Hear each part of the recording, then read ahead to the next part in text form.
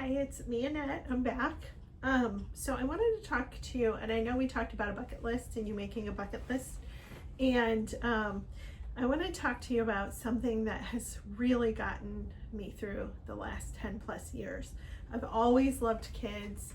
I've worked extensively in children's ministry. I have had two careers, one before my children, which was law enforcement. I was a dispatcher and did some other things. And the other one after my children were older is that I got a teaching certificate and I taught physical education, life skills, health, things like that. I also taught all 5 core subjects in special ed. So I've always liked kids a ton and working with kids. Of course, I was a stay-at-home mom for I think it was 11 years. So I've always loved that. I've always loved working with kids and nurturing, and like a lot of moms are. So when all this started to happen, I had one dog already. His name was Paco. He actually belonged to the boys, specifically the younger one even more. This is Paco when he was a puppy, and he's like so adorable. He was a Brittany Spaniel. And we had gone through a rough patch financially. I was a new single mother, and I told the boys once I got a job that I could support having a dog and 2 boys that we would get a dog. So that's what I did. Within a week or 2 of getting my job, we got a puppy. And then a few years later, I got an Australian Shepherd, and that was this one. That was Shasta. And she was named after Mount Shasta, and also a character in Narnia, Shasta. And so she was wonderful. Both those dogs have crossed the Rainbow Bridge already. Shasta last year, she was 13. And Paco, we were out in California, and he was just an old dog and couldn't go anymore. So it really got me through. They really got me through times when I just didn't want to get out of bed in the morning, and I had to get out of bed in the morning to take care of my doggies because I loved them so much. And I've always been a dog person.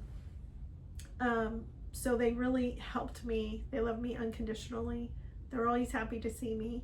And I just love dogs. I think that they are domesticated dogs are a gift from God that we could do that. So I wanted to talk to you about, should you get a dog?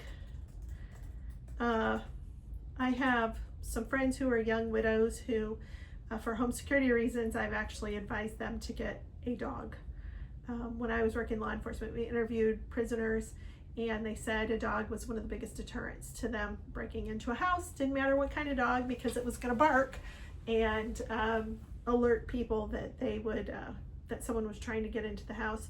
But also for the companionship. Now, dogs are expensive.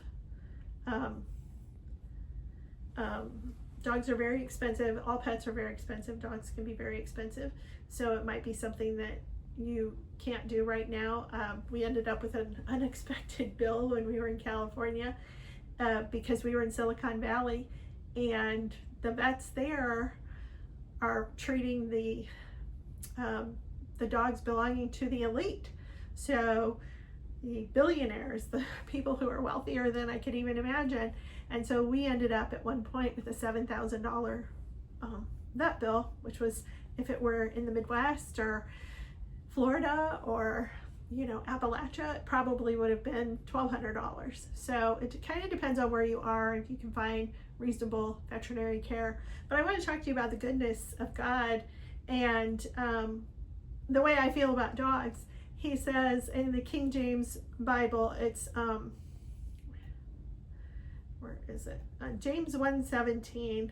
Every good gift and every perfect gift is from above, and cometh down from the Father of lights, with whom is no variableness, neither shadow of turning. So every good gift that we have that brings us joy is from it is from above. It is from heaven. It is one of those joyful things.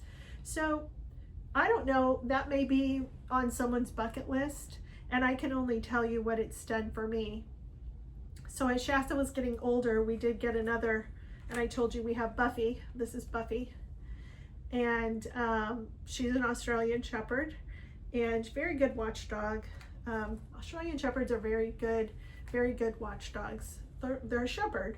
So they're not as big as a German Shepherd, but they're very, they have big personalities and are very aggressive at being watchdogs. So that's good. But she gives me purpose and a reason. Here she is. She heard me talk about her. I said her name. They can give you a reason to get up in the morning and to move forward and go for walks, and they can meet that need for you to nurture something. Now, if anyone has ever had a dog, the first few years you just are kind of rough with a puppy, and you don't know if you're going to get a really good puppy or a really naughty puppy, and so there is a risk of added big time stress if you would get a puppy. Big time. You can have a puppy that's no trouble. Buffy was probably the easiest, best puppy. Shasta, the Australian Shepherd. Australian Shepherds are very easy dogs to train and things like that. But they haven't been destructive for me, so I've been really fortunate with them. So you don't know what you're going to get, but that might be on your bucket list. Now, someone asked me if they're more of a cat person. And my friend's like, well, if I was going to do it, I would get a cat. If you're a cat person, I mean, that is a lot easier than a puppy and a dog, I think. Cats do a lot of self-care. And if it can bring you the same kind of joy, then I would recommend that. I also have an aquarium, and I like fish. I like the outdoors and nature. I've mentioned hiking probably too many times, but I like being outside in nature. And so I have an aquarium, and I like taking care of my fish. And so these things can meet a need for us that we have that has somewhat been taken from us, and that is to nurture and love and take care of something. Not that we would be doing that with our adult children necessarily, but my mom was a Mexican mom. She would have taken care of me forever and ever and ever. Most parents do.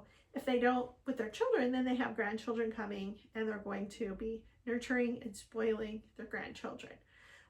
I have friends who are in their late 50s. They don't have children, but they have like 3 dogs. They have lemon whippets, and those are their babies. And I'm not saying that animals or dogs can replace children, because human beings are image bearers, and they are created very unique. I'm just saying that if you have that need to nurture, and you have the patience, and you have the means, and if this is something on your bucket list, that you would seriously consider getting a puppy or a kitten. I haven't met many kittens who would meet you at the front door, many cats who would meet you at the front door and are as happy to see you as a dog is or a puppy is. So to me, it fills this just different need where I want to be appreciated. It's not just because I feed her and give her treats and cheeseburgers and things like that. Dogs just love you. They totally love you. You're the best thing in their life. You're the best part of their day. They can't wait to see you. And they do a good job of protecting you and providing a lot for you that you might be missing. In fact, I remember years ago learning that petting a dog can actually cause physiological changes, lower blood pressure, the release of endorphins, dopamine, things like that, which actually make us feel better. And if you're walking a dog, you have a release of endorphins and things like that. And so it's a double whammy if you take your dog for a walk. So I want to encourage you, if that's a step that you have thought about or haven't thought about, and you are feeling a void to nurture and love something, and to have that with you, have that dog with you as your companion, as your helper, as your protector. That's not a bad thing. Don't feel bad about it. Again, not replacing your children, but it is replacing and filling a need that you might have. So if you want a puppy, I am all for it. if you want a bird, if you want fish, if you want a lizard, if you want, these are the things, if they're on your bucket list, you need to do what you can to make it happen. And everyone asks, you know, we had 2 dogs before. We haven't gotten another dog yet. And if we're going to replace Shasta, and Buffy is just turned 4 years old, so she has just, you know, she's just to the age where, and she still has a lot of puppy in her, which I don't feel the need to get another puppy right now. I do like being able to get up and go. Buffy travels really super great, better than any dog I've ever had. So when we go somewhere, she goes with us and she travels real well, and we don't have any problems. And so she's a great traveler. If I got another dog and they were a nightmare traveler, I'd be kind of bummed out. So I just want to encourage you, if this is something you want to do, you want a puppy dog, it's on your bucket list. They're great companions, and they can fulfill, like I said, fulfill a need that you have to nurture and love and be loved unconditionally. A dog will do that for you. So I'm signing off, and see you in my next video. Maybe it'll work this time. I think it disconnects from my Bluetooth every time, in the amount of time, but I'm not really sure. So anyway, I'll try to edit it and take off all this nonsense about my tech stuff. All right, thanks.